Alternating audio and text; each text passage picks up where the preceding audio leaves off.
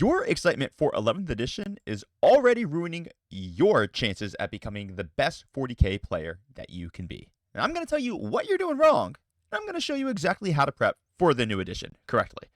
Guys, I'm a doctor of chiropractic neurology. I'm an MMA fighter. I'm one of the top 100 players in the world, and I've coached 4 players from zero to hero. Now they have made their national teams.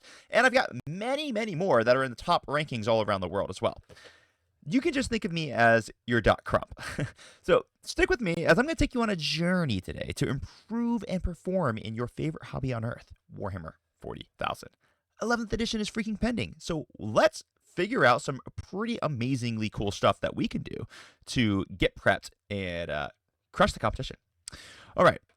So everyone's got all these new rules previews, and I got to tell you what I'm going to tell you in this video so that you guys understand why this is going to bring you value.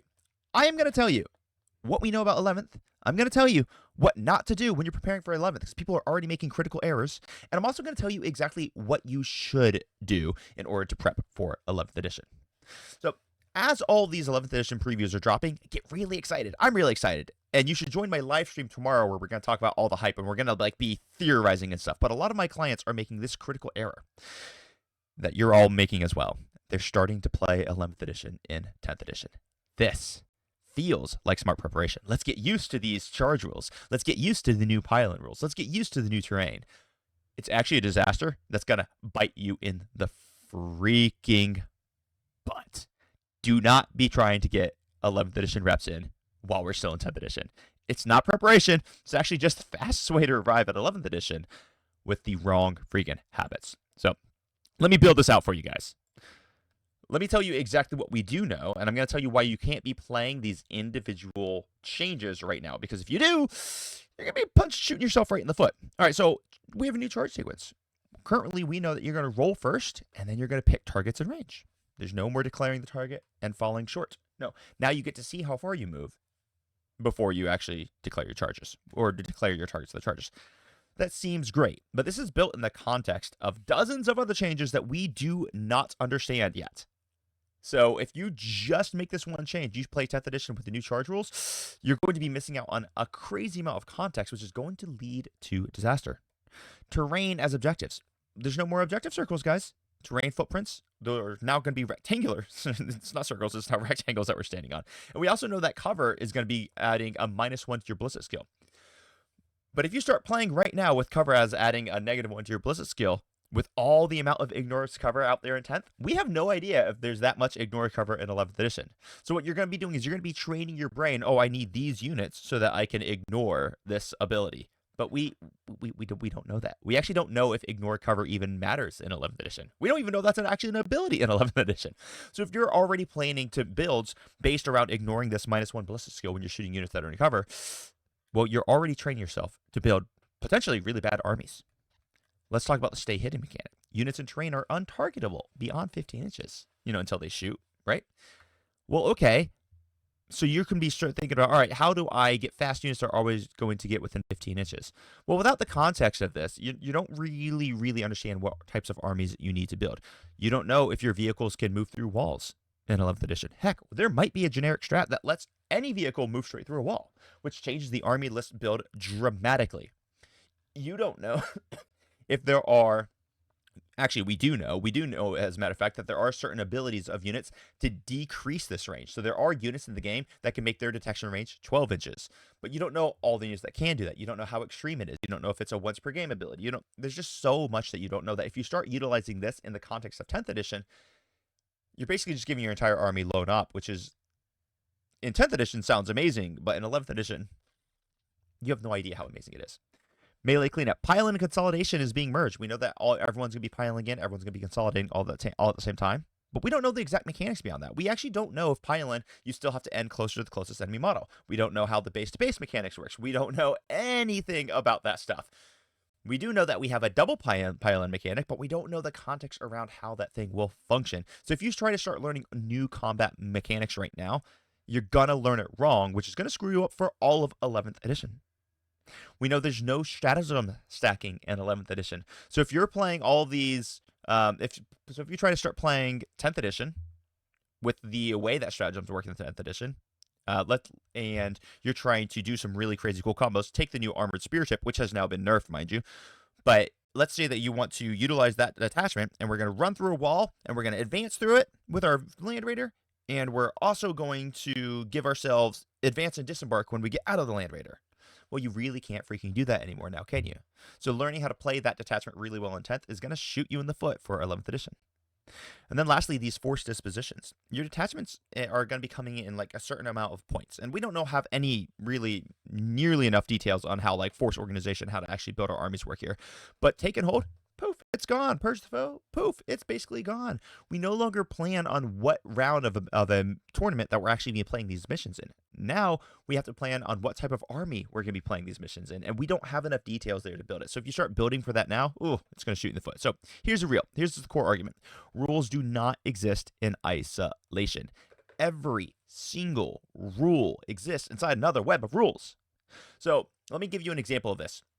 If you are playing 10th edition, but you're not using any of the recommended layouts, and as a matter of fact, you're not even using terrain, the game effectively just turns into two armies shooting, and whoever goes first and whoever rolls better wins the game, which is not the way 40K actually works.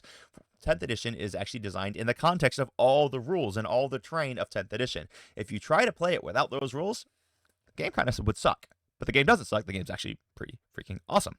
And if you want to get awesome at the game, then I got an offer for you guys, because fortunately / unfortunately, as the business of coaching has been growing and I've been getting a lot more clients and people have been crushing it in their tournaments, I'm finding myself with a lot less time on my hands to get content out there. So I am having to raise my prices for my coaching, and that's going to be going up in the next few weeks. So if you guys are looking for one-on-one coaching, if you want to join my coaching membership, make sure to sign up in the next few weeks before the prices are going up, and they are going up relatively significantly.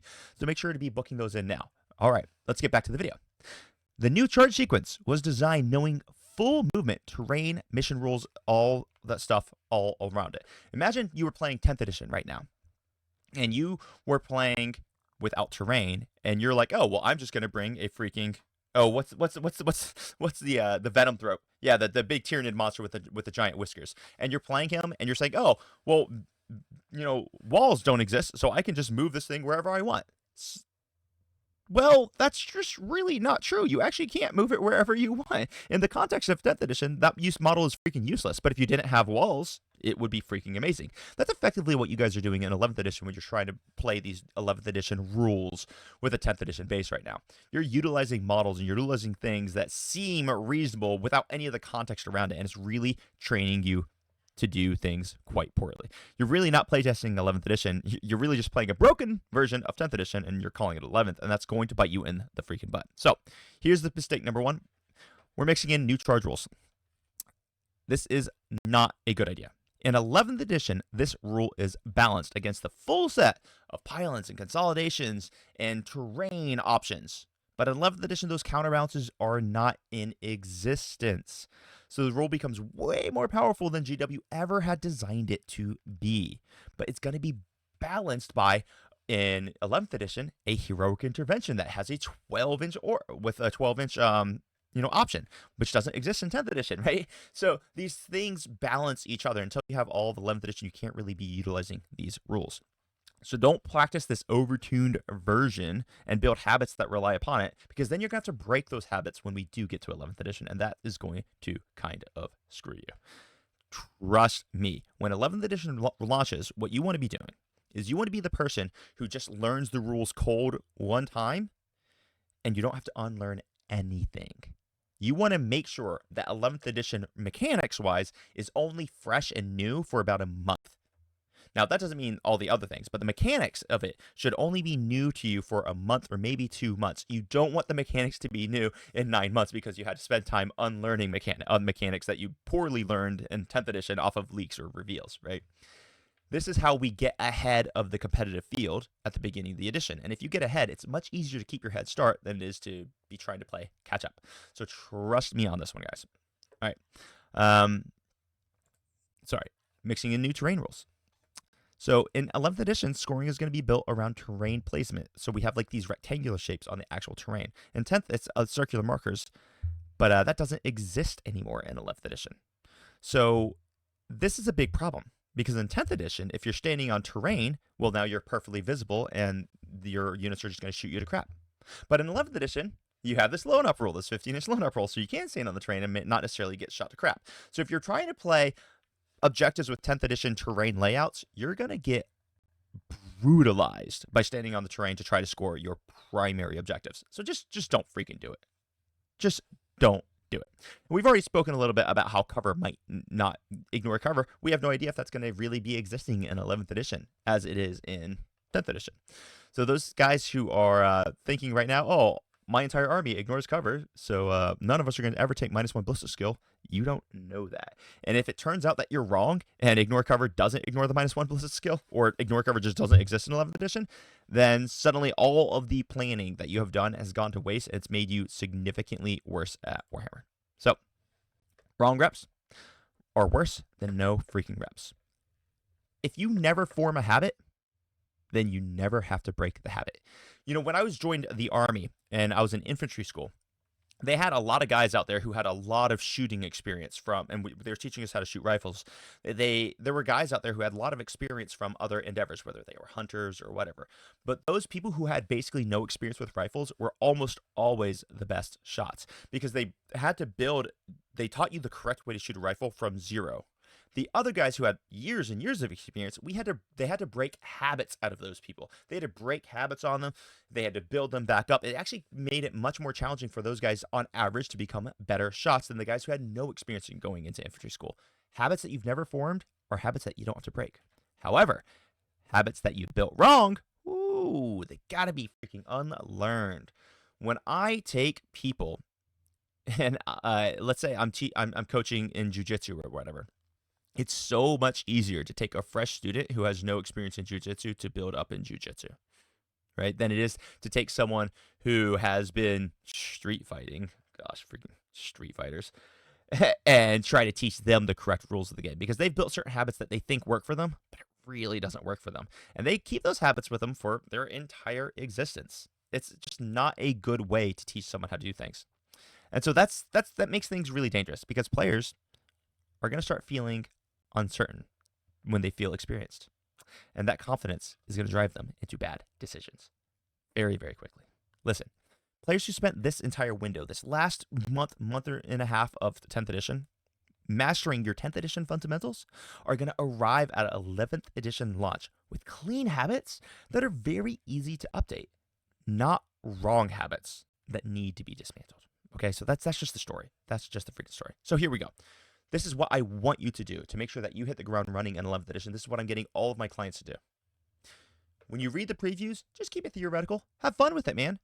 We should be getting excited. There's a lot of really cool stuff coming. And join my live tomorrow because we're going to be going through all this stuff and we will be theory crafting. We will be having a blast, like considering what all these new mechanics actually mean. But we're not going to be practicing them yet.